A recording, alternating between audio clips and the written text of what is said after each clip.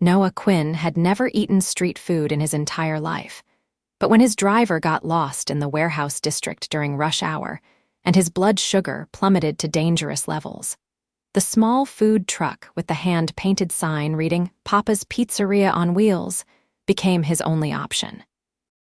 The autumn wind cut through the industrial area as Noah climbed out of his black Mercedes, his tailored Armani suit immediately marking him as someone who did not belong here.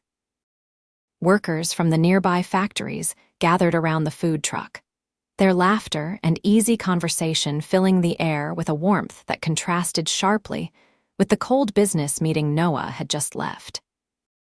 He approached the window, where a man in his early 30s was working with practiced efficiency, tossing dough with movements that spoke of years of experience. "What can I get you?" the man asked without looking up, his voice rough but not unkind. When he finally lifted his gaze, Noah found himself looking into eyes the color of aged whiskey, set in a face that was handsome despite the tiredness etched around the edges. Dark stubble covered a strong jaw, and flour dusted his broad shoulders. "What do you recommend?" Noah asked, suddenly unsure of himself in a way he had not felt since his first corporate merger at 23. The man paused, taking in Noah's expensive suit and the Mercedes idling nearby. "You look like you need real food, not just something to fill space. Give me 10 minutes. I will make you something good." Noah nodded and stepped aside, watching as the man worked. His movements were economical and purposeful, every action serving a clear function. A young boy, maybe 7 or 8 years old, sat at a small folding table behind the truck, doing homework with intense concentration. The child had the same dark hair as the man, the same shape to his face. "Dad, I am stuck on this word problem," the boy called out. "Give me just a minute, Miles." "Let me get this gentleman his order, then I will help you sound it out," the man responded, never breaking his rhythm. Noah felt something twist in his chest. The scene was so ordinary, so mundane, yet it held a kind of richness his penthouses and private jets never captured. He watched as the man slid a pizza into a small portable oven, the flames reflecting in his focused eyes. "You run this yourself?" Noah asked. "Name is Nathan Quade," the man said, extending a hand. His grip was firm, his palm calloused. "Yeah, just me. Had a restaurant once, but life happened. This works better for my situation now." He glanced back at his son with unmistakable love. "Noah Quinn," he replied, and saw Nathan's eyes widen slightly at the recognition. Everyone in the city knew the Quinn name. Quinn Industries owned half the commercial real estate downtown and had recently expanded into tech acquisitions. "Well, Mr. Quinn, your pizza is almost ready," Nathan said, not treating him any differently despite knowing who he was. If anything, he seemed to focus more intently on the food, as if determined to prove something. When Nathan finally handed over the pizza box, the smell alone made Noah's mouth water. "That will be $12. Noah pulled out his wallet and handed over a $100 bill. "Keep the change." "I have a feeling this is going to be the best $12 I have ever spent," Nathan frowned. "I do not need charity." "It is not charity," Noah said firmly. "It is a tip for good service. You are allowed to accept those, are you not?" Something sparked between them in that moment, a challenge and an understanding all at once. Nathan took the money, his jaw tight, but his eyes showed a grudging respect. "Thanks, appreciate it." Noah returned to his car and opened the box. The pizza was perfect, the crust thin and crispy, the toppings fresh and generous. He ate 3 slices right there in the back seat while his driver waited patiently. It was, without exaggeration, the best pizza he had ever tasted. But more than that, he could not stop thinking about the man who made it, about the casual strength in his movements, the gentle way he spoke to his son. That night, lying in his king-sized bed overlooking the city skyline, Noah kept replaying the encounter. He told himself it was just the novelty of the experience, but he knew himself better than that. At 31 years old, he had dated models and executives. men and women who moved in his social circles. But none of them had ever looked at him the way Nathan Quade had, with that mixture of wariness and directness, seeing him as just another customer rather than a walking bank account. The next day, Noah cleared his afternoon schedule and had his driver take him back to the industrial district. The food truck was in the same spot, and Noah felt an absurd sense of relief. Nathan looked up as he approached, and something flickered across his face, too quick to read. Back again. Nathan asked, "Best pizza in the city," Noah said simply. "I will have whatever you think I should try today." Nathan studied him for a long moment. "You could have pizza delivered from a dozen places closer to wherever you work." "True," Noah acknowledged, "but they would not be your pizza." The corner of Nathan's mouth twitched, not quite a smile, but close. "You are a strange guy, you know that? So I have been told." This time, Noah ate at the folding table near where Miles was working on his homework. The boy looked up at him with open curiosity. "Are you a prince?" Miles asked. Noah choked on his pizza, laughing. "No, definitely not a prince. What makes you ask that? Your clothes are really fancy and you have a car with a driver. In my book, only princes have that." "Miles, do not bother the customers," Nathan called from the truck window, but his tone was affectionate rather than stern. "He is not bothering me," Noah assured him. He turned back to Miles. "I run a company which is much less exciting than being a prince. No castles or dragons." "Do you have a lot of money?" Miles asked with the blunt honesty only children possess. "Miles," Nathan's voice was sharper now. "It is okay," Noah said. "Yes, I do, but money does not make someone a prince. Your dad, though, he makes magic with pizza dough. That is a real superpower." Miles beamed. "He is the best cook in the whole world. He used to have a big restaurant, but then Mom died and we had to sell it. Now it is just us, but Dad says that is enough." The words hung in the air. Nathan had gone very still at the truck window, his expression carefully neutral. Noah felt the weight of that revelation, understanding suddenly the tiredness in Nathan's eyes, the way he held himself as if braced against the world. "I am sorry for your loss," Noah said quietly, meeting Nathan's gaze. Nathan gave a short nod. "It has been 3 years. We are managing." But Noah could see the truth. Nathan was not just managing, he was drowning, slowly and with dignity, working himself to exhaustion to keep his son fed and safe. The food truck was not a choice but a necessity, something that allowed Nathan to work and watch Miles at the same time. Over the next 2 weeks, Noah came back to the food truck every day. He told himself he was supporting a local business, that the food was genuinely excellent, but he knew he was lying to himself. He came back because of the way Nathan's whole face changed when he smiled, because of the sound of Miles's laughter, because for the first time in years, Noah felt like he was somewhere real. "You are going to get tired of pizza," Nathan said one day, a hint of amusement in his voice. "Impossible," Noah replied. "Besides, I am not just here for the pizza." Nathan's hands stilled on the dough he was kneading. "Why are you here then?" Noah considered lying, deflecting, but something about Nathan demanded honesty. "Because I like talking to you." "Because Miles tells better stories than anyone I know. Because this is the best part of my day." "You do not even know me," Nathan said, but his voice was uncertain. "Then let me get to know you," Noah said. "Have dinner with me. A real dinner, not standing next to a food truck. I have Miles." "Bring him. I know a place with excellent pizza, coincidentally." Noah tried for lightness, but his heart was pounding in a way it never did during million-dollar negotiations. Nathan looked at him for a long moment, and Noah could see the war happening behind his eyes. Want and fear, hope and hesitation. Finally, Nathan said, "Why?" "Because I have not been able to stop thinking about you since the first day I came here. Because when I am around you, I remember what it feels like to be human instead of just a balance sheet. Because I think you might feel something too, and I would really like to find out if I am right." "I have a kid," Nathan said, as if this were a deal breaker. "I noticed. He is great. I work 16-hour days, so do I. I am not looking for a sugar daddy situation." I do not need someone to rescue me.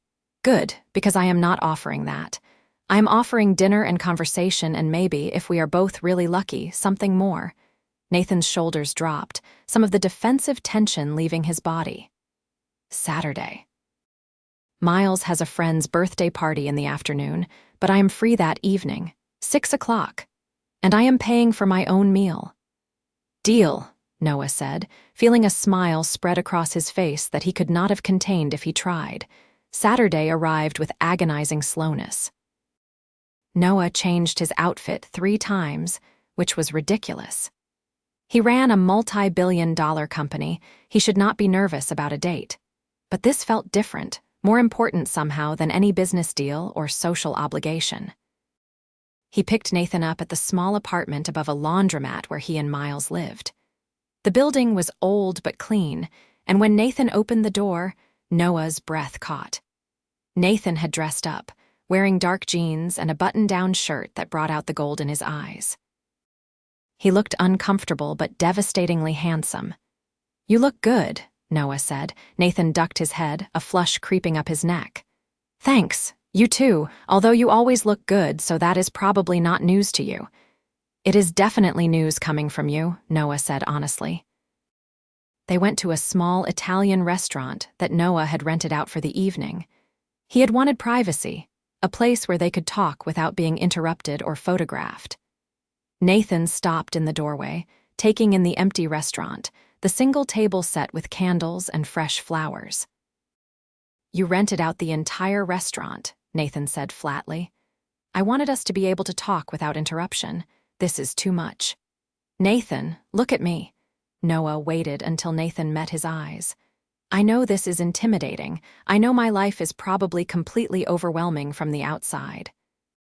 But I just wanted to have dinner with you, to get to know you without cameras or gossip columnists or people recognizing me.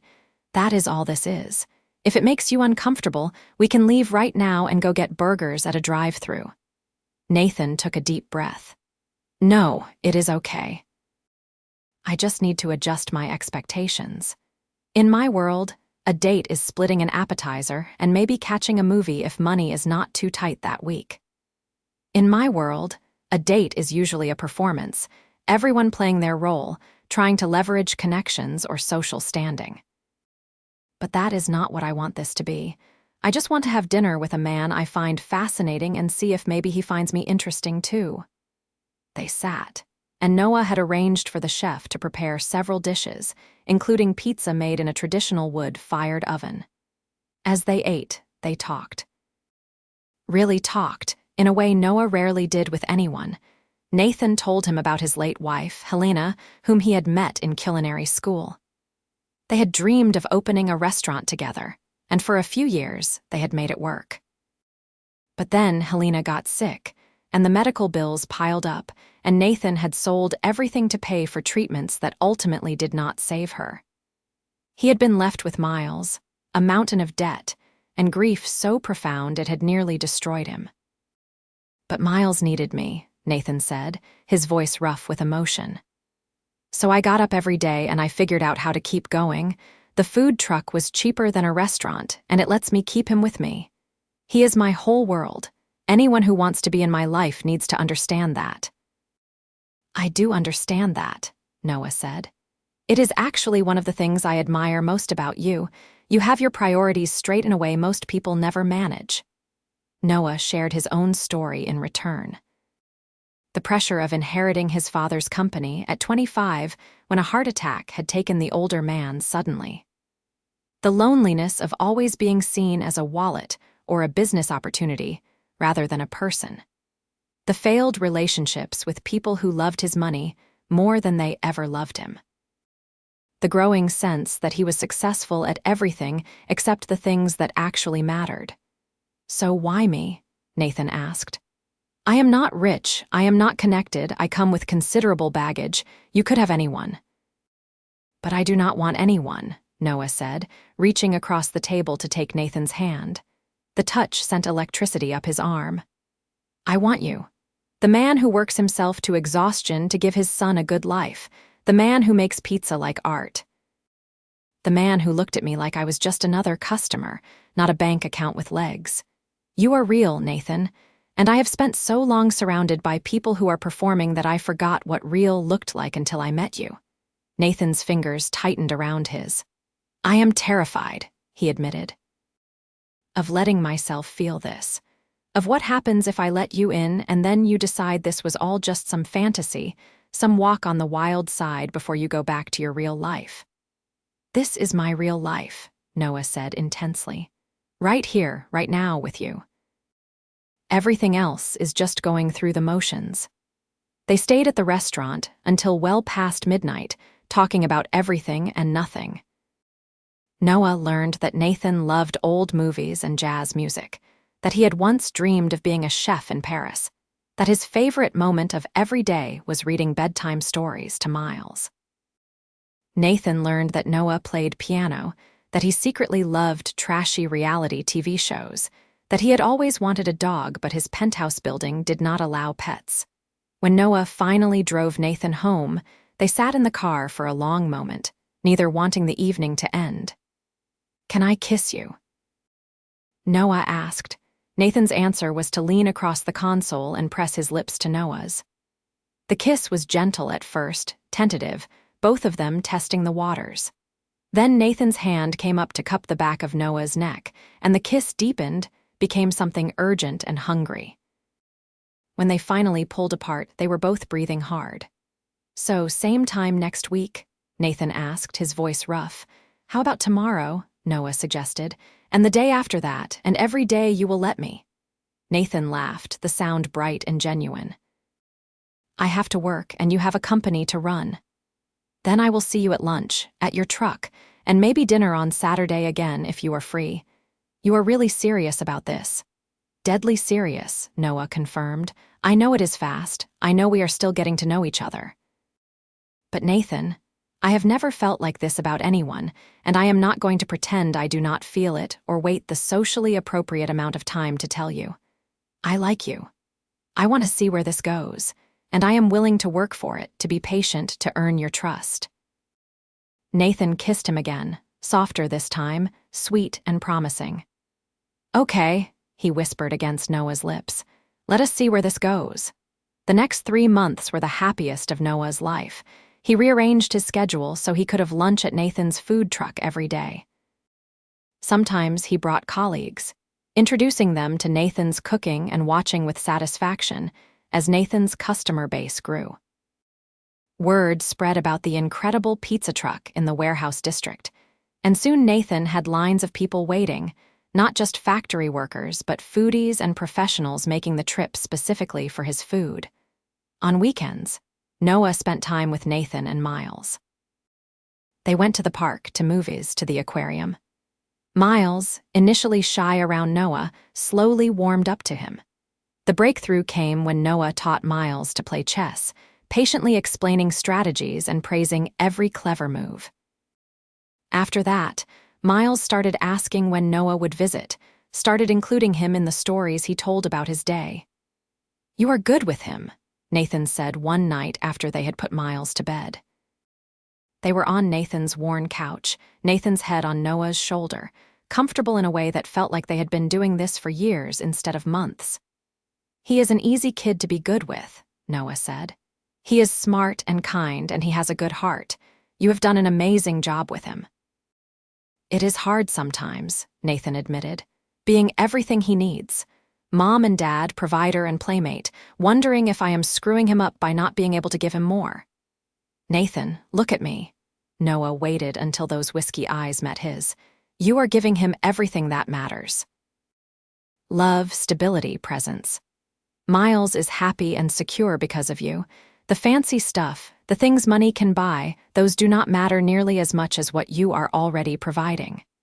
Nathan kissed him, and it turned into more, the way it often did now. They had been taking things slowly, conscious of Miles in the next room, but the heat between them was undeniable. Noah had never wanted anyone the way he wanted Nathan, had never felt this combination of tenderness and desire.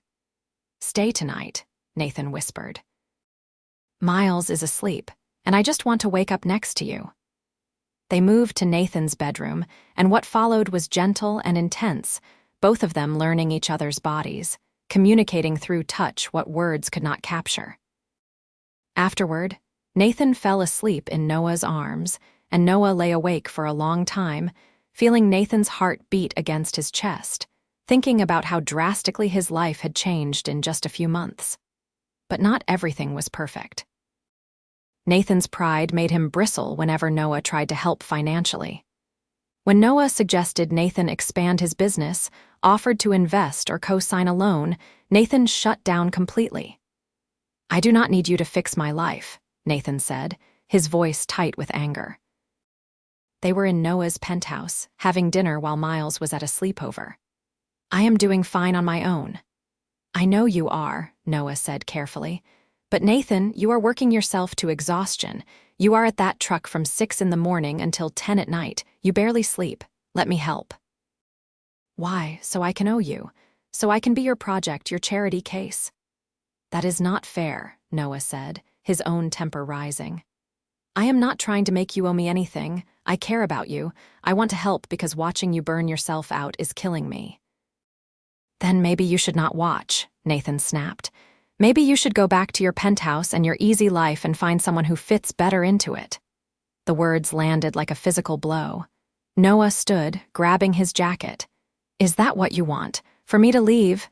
Nathan's face crumpled. "No, God, no, I am sorry. I just feel like I am drowning, and I do not know how to let you help without feeling like I am losing myself." Noah crossed back to him, pulling Nathan into his arms. "Then we figure it out together. No grand gestures, no throwing money at the problem.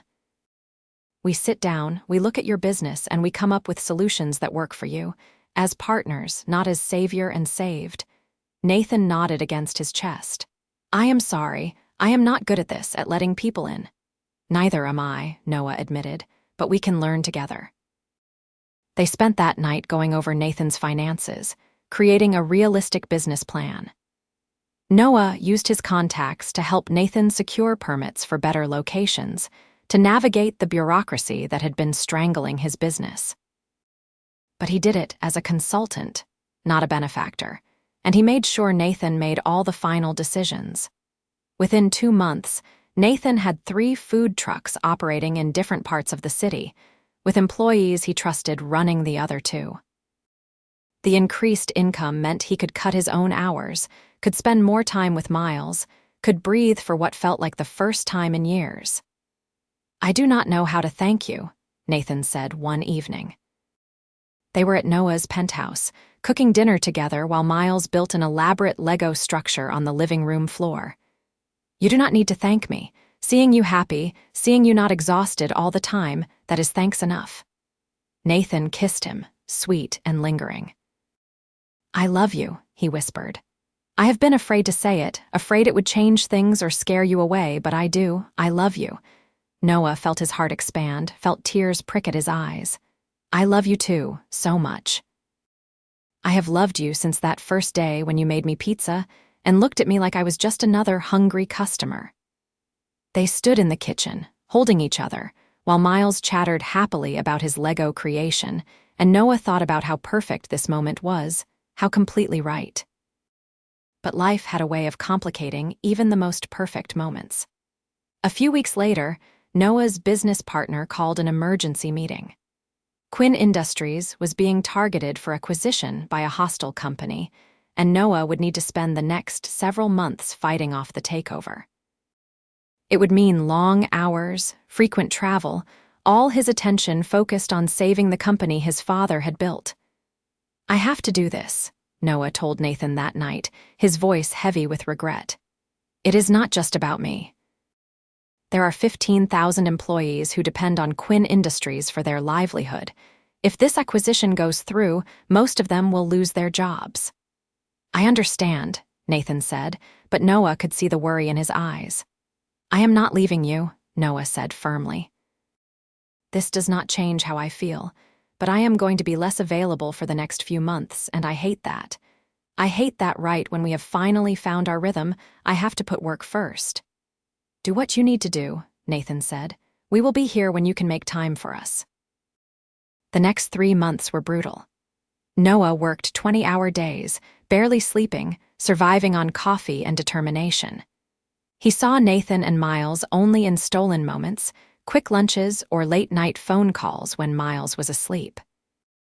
The guilt ate at him, but the alternative was watching his father's legacy crumble and thousands of people lose their jobs. Nathan, to his credit, never complained.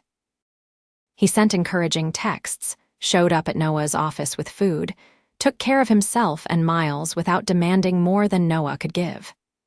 But Noah could see the strain, could feel the distance growing between them despite their best efforts. The breaking point came on Miles's 9th birthday. Noah had promised he would be there, had sworn he would not miss it. But a critical negotiation ran long, and by the time Noah made it to Nathan's apartment, the party was over. Miles sat on the couch, still in his birthday outfit, trying not to cry. "I am so sorry," Noah said, his heart breaking. "I tried to get here, but the meeting ran over and I could not leave." "You promised," Miles said, his voice small and hurt. "You said you would be here." Nathan stepped in, his face carefully neutral. "Miles, honey, go get ready for bed. I need to talk to Noah." After Miles disappeared into his room, Nathan turned to Noah. "You cannot do this to him. I know your work is important. I know you have responsibilities. But you promised him, and he has already lost so many people. He cannot handle losing someone else who promised to be there." "I know," Noah said, feeling wretched. "I am sorry. This takeover is almost resolved. Another few weeks and things will go back to normal." "Will they?" Nathan asked quietly. "Because this is your normal, Noah." Last-minute meetings, emergencies that cannot wait, promises you cannot keep because something at work is always going to be more urgent. "That is not fair," Noah protested. "You knew what my life was like when we started this." "I did," Nathan agreed. "But I thought we were building something together, something where we both made space for each other. Instead, it feels like I am always the one waiting, always the one understanding why work has to come first." "So what do you want me to do?" Noah asked, frustration and exhaustion making his voice sharp. "Let the company fail. Let thousands of people lose their jobs. Tell me how to fix this, Nathan, because I am trying my best here." "I do not know," Nathan said, and he sounded as tired as Noah felt. "I just know that this is not working, and Miles deserves better than someone who cannot show up when they promise to." The words hung between them, heavy and final sounding. Noah wanted to argue, to defend himself, but he was too exhausted and too aware that Nathan was not entirely wrong. "What are you saying?"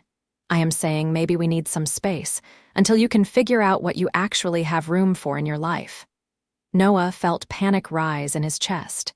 "You are breaking up with me." "I am saying we need to pause.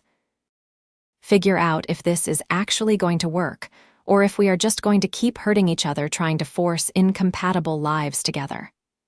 Noah wanted to fight, to argue, to promise he would do better. But the truth was, he did not know if he could. The takeover was almost resolved, but there would always be another crisis, another emergency that demanded his attention. Could he really promise to put Nathan and Miles first when his company and his employees needed him? "If that is what you want," Noah said finally, his voice hollow. "It is not about what I want," Nathan said, and his eyes were bright with unshed tears. "It is about what is best for Miles, and right now, having someone in his life who breaks promises is not it." Noah left, and for the next 2 weeks, he threw himself into work with an intensity that worried even his most driven colleagues. He finalized the deal that saved Quinn Industries, earned praise from the board and admiration from the business press, and felt absolutely empty inside. He missed Nathan with an ache that never faded. Missed the sound of his laugh, the way he concentrated when he cooked, the warmth of waking up next to him. But more than that, he missed Miles, missed helping with homework and building Lego sets and being someone the kid could count on. The realization came during a board meeting when his second in command was presenting quarterly projections. Noah sat there, listening to numbers that should have excited him, and all he could think was that none of it mattered. He had spent his entire adult life building this company, protecting this legacy, and for what? To sit in meetings and feel nothing. To have money and power but no one to share it with. His father had died at 53, a heart attack brought on by stress and overwork. He had been successful by every measure except the ones that mattered. Noah was following the same path, sacrificing everything real for abstract concepts like legacy and success. In that moment, Noah made a decision. He stood up, interrupting the presentation. "I am sorry. I need to stop you there. I have an announcement." The board members looked at him in surprise. "Noah, this can wait until the end of the meeting," the chairman said. "No, it cannot," Noah said. "Effective immediately, I am stepping down as CEO." The room erupted in shock and protest. Noah held up a hand. "I am not abandoning the company. I will remain on the board, maintain my ownership stake, be available for consultation.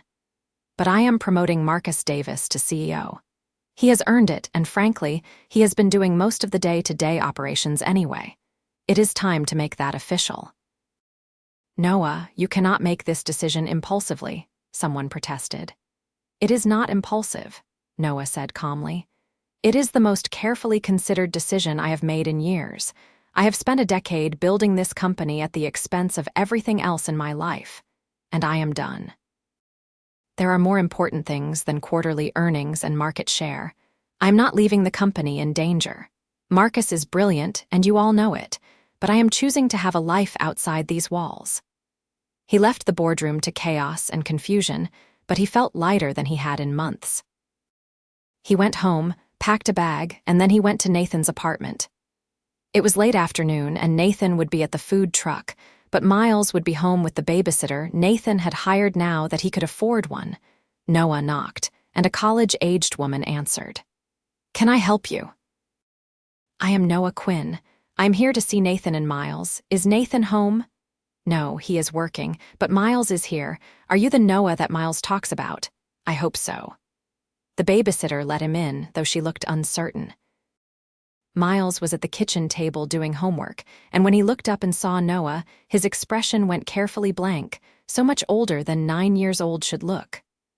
"Hi, Miles," Noah said, his heart aching. "I know I messed up. I broke my promise to you, and I am sorrier about that than I can say.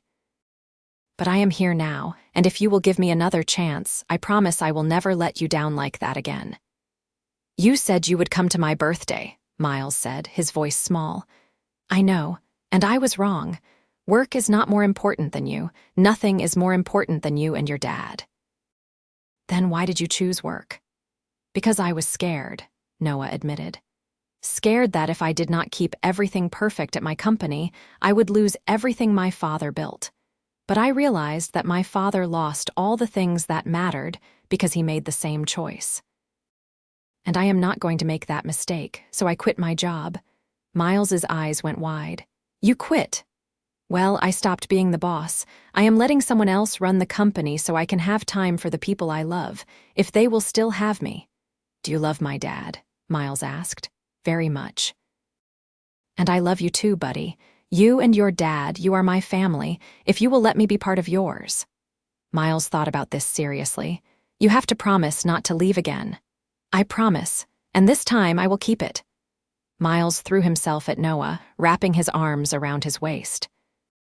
Noah held him tight, feeling tears stream down his face.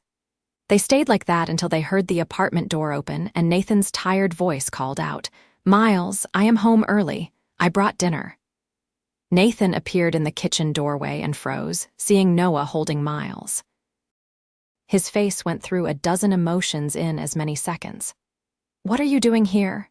"I quit my job," Noah said. "Well, I stepped down as CEO, and I am here to ask if you will give me another chance, to prove that you and Miles are my priority. That I can show up and be present and be the partner you deserve and the person Miles deserves in his life."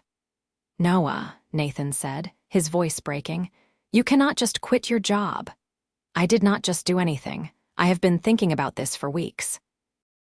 The takeover is resolved, the company is secure, and Marcus is a better CEO than I ever was. But none of that matters without you.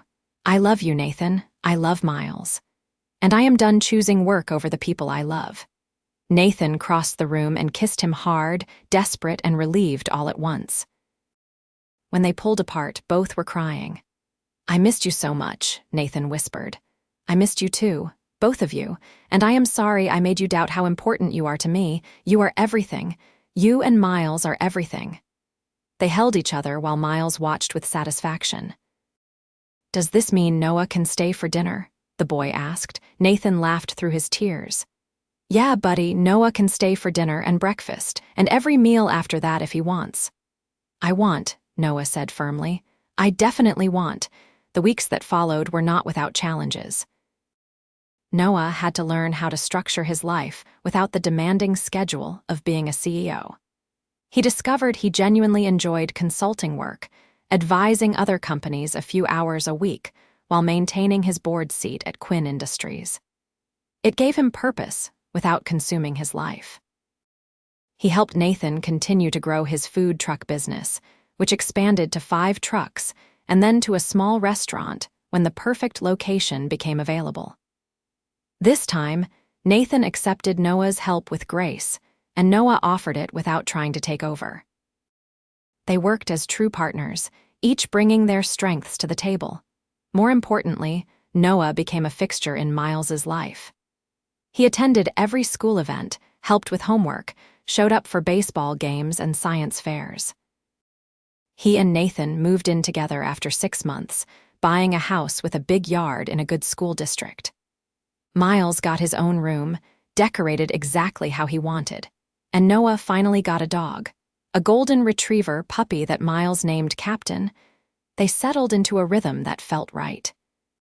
Nathan would work at his restaurant during dinner service, while Noah made sure Miles did homework and ate dinner and got ready for bed.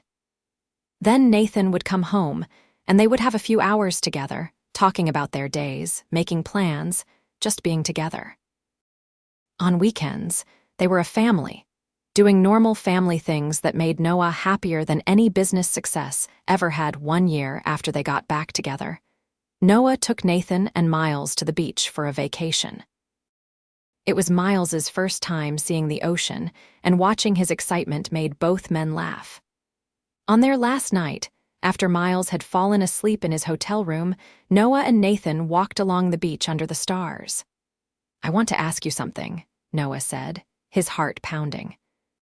Nathan turned to him, curious. Okay. Noah pulled a box from his pocket and dropped to one knee in the sand. Nathan Quade, you changed my entire life the day I walked up to your food truck. You showed me what really matters. You and Miles gave me a family, gave me a reason to actually live instead of just work. I want to spend the rest of my life with you. I want to officially be Miles's second dad. I want us to be a family in every way. Will you marry me? Nathan was crying, nodding before he could even speak. Yes. God, yes. I love you so much. The ring was simple, a platinum band with a small diamond, because Nathan was not a flashy jewelry person. But when Noah slid it onto his finger, Nathan looked at it like it was the most precious thing he had ever seen. I love you, Nathan whispered, pulling Noah up and kissing him deeply. I love you, and I cannot wait to marry you, they told Miles the next morning over breakfast. The boy whooped with joy and immediately started planning the wedding, insisting they needed to have pizza at the reception and that Captain needed to be in the wedding party. Whatever you want, buddy, Noah said, ruffling his hair. It is your family, too. They got married 6 months later in a ceremony that was small but perfect. Nathan's employees and Noah's closest colleagues attended, along with Miles's entire class, because he had insisted all his friends needed to be there. They exchanged vows under an arch of flowers while Miles stood between them, holding the rings. I promise to love you and support you, Noah said, his voice steady even as tears ran down his face. To show up and be present, to make our family my priority every single day. To be the partner you deserve and the father Miles deserves, for as long as we both live. I promise to let you in, Nathan said, to trust you and build with you, to love you through the easy times and the hard ones, to be your partner in everything. And to make sure you eat real food instead of surviving on coffee and takeout. That got a laugh from the assembled guests. When they kissed, sealing their vows, Miles cheered loudly and Captain barked, and everyone applauded. They had pizza at the reception, made by Nathan's staff using his recipes, and it was exactly right. The years that followed were full and rich. Nathan's restaurant became one of the most popular in the city, earning rave reviews and a loyal following.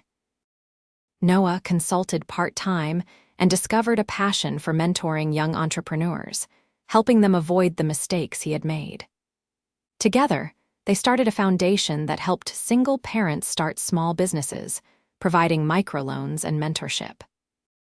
Miles thrived, growing into a confident teenager who inherited his father's cooking skills and Noah's head for business. When he was 15, he started talking about maybe opening his own restaurant someday, and both his dads encouraged him while making sure he knew he could be anything he wanted. When Miles turned 16, Noah and Nathan sat him down for a serious conversation. "We want to talk to you about something," Nathan said. "Noah wants to formally adopt you, make it legal that he is your dad in every way, but you are old enough now that you should have a say in this." "What do you think?"